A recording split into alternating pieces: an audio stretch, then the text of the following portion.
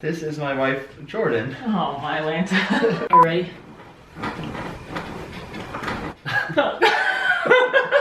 Hey. Okay. Can you cut this and then start again?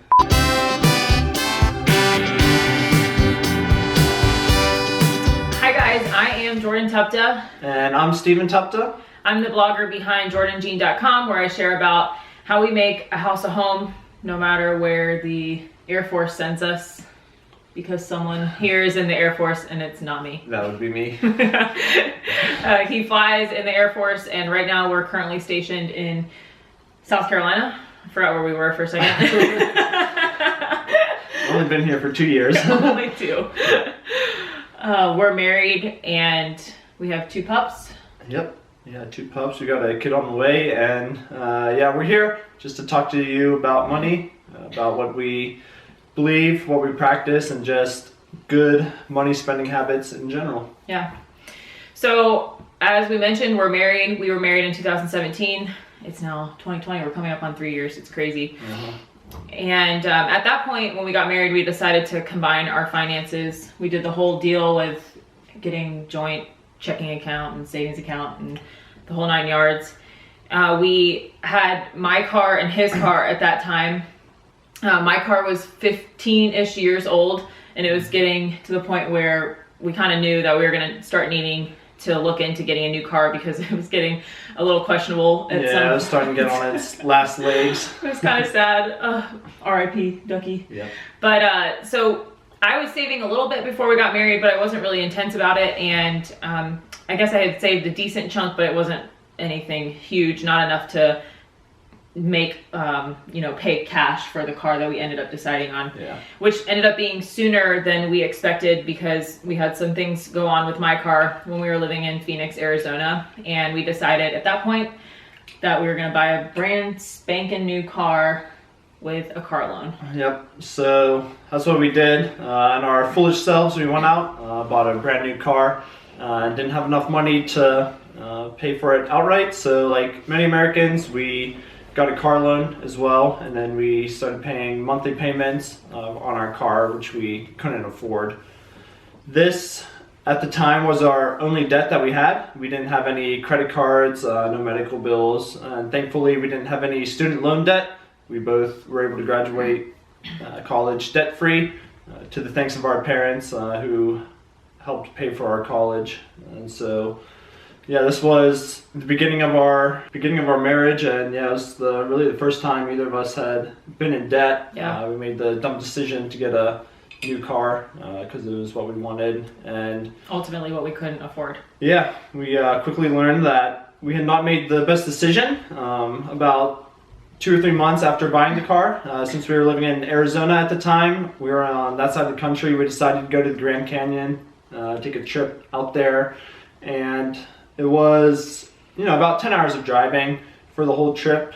We were in the car a lot, and so we decided to listen to a podcast, and for whatever reason, we listened to Dave Ramsey. I don't know if you had heard about it from someone else. Yeah. I had never heard about him. It was Jordan, for whatever reason, who decided to put it on. But anyway, we listened to Dave Ramsey for about 10 hours during that weekend as we were driving, and it really changed our perspective on how we think about money. It got us to think about the decision we had just made with our car, and that it was, not really the best thing that we should have done.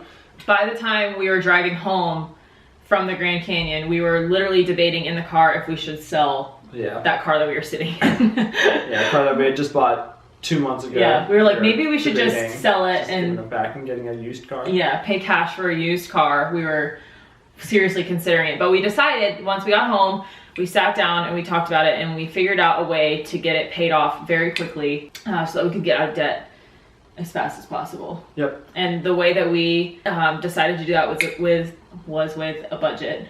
The way that we decided to do that was by following Dave Ramsey's baby steps, which we are going to explain to you guys as quickly as we possibly can. Yep. Yeah, so let's just get right to it.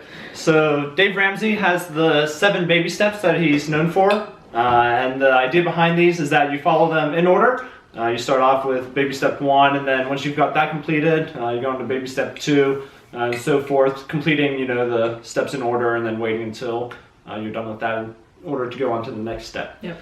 So baby step number 1 is saving $1,000 for a basic emergency fund. The idea behind this is that it's just a very small safety net in order, in case that emergency does happen, then you have a little bit to fall back on instead of pulling out a personal loan or using credit cards in order to pay for that emergency. The idea of this $1,000 emergency fund is not to be, a fun cushion. Hey, I want to go out to eat a little bit more this month, or hey, I really want to go to this concert, and so I have a little bit of extra savings, so I'm just going to pull from that. And it's not the idea at all.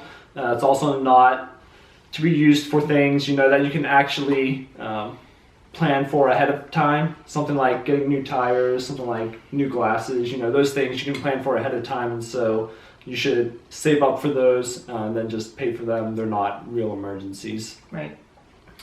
And then after you have that done, it's time to go into baby step 2. This is probably one of Dave's most famous steps. This is paying off all the debt that you have, not including your mortgage. So anything, credit cards, car loan, medical debt, student loans. That's pretty much the big 4 right there. Popular, yeah. And the idea behind baby step number 2 is doing something called the debt snowball. And the way that works is you list all of your debts from smallest to largest, going with numerical order. Interest rate doesn't matter in this case. You lay them out and you pay minimum payments on each of your individual debts. And then that smallest debt, you place all of your money, all of your effort into paying off that debt first. And then the idea is that, like a snowball going downhill, you get the little one going, and then after you have that one paid off, you go to the second smallest, and then just keep working your way up, and then eventually, you're getting the momentum going. You're feeling a little bit better about yourself. You're seeing kind of the slices get cut off, and then you just pay off all your debt, never to go back into it again, and then. Yeah, and then baby step number 2 is done. Yeah. I know it sounds really easy, but this is something this is probably the one that people get tripped up on the most. But we're just gonna teach you all the baby steps. I think a good point that you had earlier when we talked about this too is that this is not mathematical. It's psychological more than anything. Yeah. The mental aspect is definitely the bigger part in paying off debt than just worrying purely mathematically. Yeah, so it might not make sense with your interest rate, whatever that might be. You might not have any interest rate at all. It might be 0% on the debt, but still counts as debt though. It still counts as debt, and you still need to put it in the debt snowball, and you need to list them smallest to largest and just keep chipping away. Because it really is, it's like a mental thing. Once you get that little one done and on to the next one, it's a good feeling. Baby step number 3. So once you've completed number 1 and number 2, you're on to baby step number 3. And that's to save up 3 to 6 months worth of living expenses. So this is what you need in order to survive.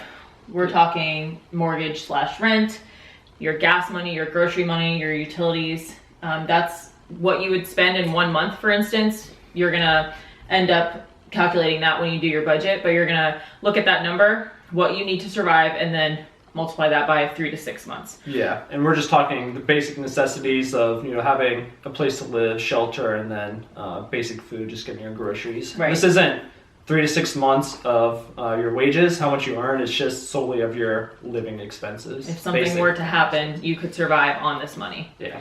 So once you complete baby step number 3, and you have that those living expenses saved up, then you're going to move on to baby step number 4, which is to invest 15% of your gross income into retirement. So this could look different depending on where you work and what your company offers you. It might be a 401k, it might be an IRA, it might be a 403b, whatever. TSP. if you're with the government. If you're in the military or government, that might look different, but you're going to invest that 15% of your gross income in the baby step number 4. Yeah. And then baby step number 5. So baby step number 5 and baby step number 6 are usually linked together, kind of along with baby step 4 also. But baby step number 5 is saving up for your kids' college. If you have kids, that is. Like Jordan and I, we have a little kid on the way, so we aren't quite saving for their college yet, but as soon as it pops out, we don't know if it's he or she yet. Yeah, we're not finding out. Yeah, as soon as he or she pops out, then yeah, we'll start saving up, getting ready for their college. And as you're doing that, baby step number 5, you can also work on baby step number 6, which is paying off your house, paying off your mortgage earlier. As Dave Ramsey recommends, he recommends getting a 15-year fixed rate mortgage that is no more than 1/4 of your take-home pay. Mm-hmm. And the idea behind these two is to save up money for your kids' college so that they too can be debt-free when they graduate college, so that they can get a good education and they can get a good job after they graduate college. And then for baby step number 6, paying off your mortgage, that's kind of the last debt that you should have. And then once you get that paid off, you are completely debt-free, house and everything. And after that is when you're on your way to baby step number 7. Yeah. And that's when you get to build wealth and give generously. So at that point, you're not owing money to anyone whatsoever. You own the 4 walls that you live in, and you own the cars that you drive, and your kids' colleges are paid for. And at that point, you can just do what you want with your money, and you can give. Yeah. That's going to be exciting. It's really great because, all the money that you make that comes into you every month, it's staying with you. You're not giving it out to banks. You're not giving it out to any sort of payment. Yeah. You get to enjoy it. You get to save it, and you get to give it however you want. And really just like creating that legacy with your family from then on is going to be really invaluable. Yeah, it's really great too. Yeah. So one of the big things that Dave Ramsey talks about and that he preaches is the use of credit cards and basically just chopping them up. And so there was one difference. Pretty much we looked at the way that we did everything and following his principles and everything, and there was just the one biggest difference between what he teaches and what we did in real life, and that is that we did not chop up our credit cards. We do want to say though that the reason we did not do that is because the entire time that Stephen and I have both had credit cards, even prior to marriage, we've treated them as debit cards. Right. And yeah. just how we are, kind of what we were taught, the basics or whatever, when we got credit cards, we just never spent on them more than we can afford, more than what's in our bank account. So the way we look at a credit card is it's just the convenience of having the plastic there. You'll hear Dave Ramsey talk a lot about just using old-fashioned cash, which is great and works for a lot of people to pay off debt and to stick to their budget. But for us, we liked having that convenience. We just knew that when we were paying for something, we could pay for it in cash right that second. Right. And so we continue to use our credit cards. However, we do suggest that, if you have credit card debt, that's going to be a good telltale sign right there. But we really suggest that you take a step back and you look at yourself and you ask yourself, when I'm using a credit card, can I make the decision knowing that right now I can pay for this with cash? Right. And if you're not able to say no, if you're not able to pay for it outright there, right there, you need to chop them up. Yeah. You need to get rid of your cards, literally chop them up. Call the company that you have your credit card with, cancel your accounts, and they're not going to want you to leave, by the way. Yeah. Whatever debt you have on the credit card, pay it off as soon as you can. Yeah. And then pledge to never go back to that style of living. Yeah. To spending more than you make. Right. And this part is very, very difficult, and we just don't want to make it seem like it's easy, because it's really not. But this part is where people really get hung up and where they get into a lot of trouble. And so we just know that it's going to really benefit you a ton if you can make that decision to not spend money on credit. Right. And so, we just want to stress credit cards, really bad.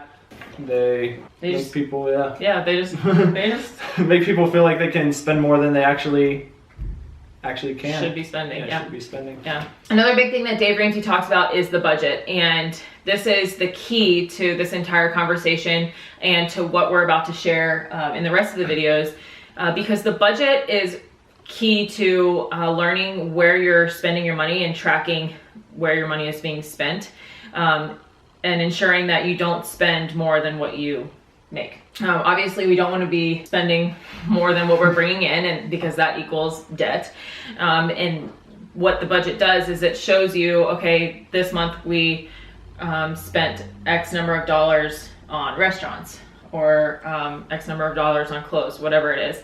Yeah, it's really good at helping you kind of like categorize where you're spending your money, so that way you can track and keep progress of it, and see during the month how much you've spent so far versus how much you had planned in that certain category for the month. Right. So kind of like a small example, we'll limit ourselves to $100 in restaurants for the month, and so that's in our budget, we know beforehand, and then during the month, whenever we do go out to eat at a restaurant somewhere, after we go out to eat, we'll put how much we spent in our budget, and then we're like, oh, we have $40 left on restaurants this month. That helps us to keep track, and it just lets us know how much we can spend when we go out to eat. Yeah, the way we do that is we use the app Every Dollar. It's from Dave Ramsey and his team. It really helps us because we can have it on our phone. It's really easy to just open it up. Anytime you make a purchase, go in there, log it, and yeah, it helps you keep track of where you're spending your money. Before every month starts, we have all of our different categories set out so that we know before the month even starts where all of our income is going to be going. A lot of people assume that with budgets they have less freedom. It actually means the opposite. When you have a budget, it enables you to spend your money where you want it to be spent. For example, if you want a new pair of shoes, then you can set aside in that month X number of dollars, we'll say $100 for a new pair of shoes, and it's setting that money aside for you to spend on those shoes, and ensuring at the same time that you're not going to be spending more than what you're bringing in with your paycheck. The budget provides a ton of freedom as well, and then along with that, it also, because you're seeing what you're spending and where you're spending it, it gives you opportunity to improve and to pay off your debt faster. Yeah. For us, for example, when we started the budget, we had no idea how much we were spending on groceries or restaurants for that matter. It's just a really easy one because I feel like it's really easy for people to eat out and just have no clue what they're spending. And when we started to do the budget, we learned that we spend a lot of money on food. A lot of money on food. Yeah, probably our biggest category. Yeah, for just the two of us. So from there, we were able to see, okay, we're going to designate ourselves this much money, and that'll be what we have. And like today, for instance, I was like, how much money do we have left in the restaurant budget? And it's like, nope. We're gonna figure out what to have here because we have nothing left to make what we have at the end of the month. Yeah. Going into debt and why we don't believe in debt. So obviously listening to Dave Ramsey, he taught us and helped us believe why debt is such a bad thing. Why, even though it's very common in our society, why normal. You really shouldn't be having any debt at all. And so in the book of Proverbs, chapter 22, verse 7, it says, "The rich rules over the poor, and the borrower is slave to the lender." So simply put, we just don't want to owe anyone anything. We don't want to be a slave to anyone. We want to have whatever income that we're making. We want to be able to spend it the way that we want to, not have it going to banks, paying interest on things that we had already bought. One way that we like to think about it is that if we don't have debt, then the money that would be going to the different banks and different people, it could be going somewhere else. So we just like to play the kind of like talk to each other. Yeah, like, hey, like, what would we really like to be spending this on? Yeah. And we just like to think in those terms. Yeah. Another thing with debt that's really important is just kind of living the mentality that if you can't pay for something with cash there outright, then you probably don't need it, Yeah. It's all about living within your means, being humble, not giving in to the common culture of all the advertising and all the marketing, having companies believe that you need their newest and coolest gadget, and just being content with what you have. Yeah. We already have so much. If you're watching this video, then we would be willing to bet that you have enough. Yeah. And I think that it just really teaches you to be grateful for what you do have. Again, our society is really quick to make you want more all the time. So anyways, that is a little bit about us and budget, debt, and why we don't believe in it. In the next video, we're going to go into a lot of the nitty-gritty details of how to create a budget and how we use the Every Dollar app, like Steven mentioned, to do that. How we use that in the store, at the gas station, whatever it might be. All the details for that. So stay tuned for that video. It'll be coming up next week. Yeah. That's it. Let us know if you have any questions. We'll be happy to answer them in the next video. Bye. See ya.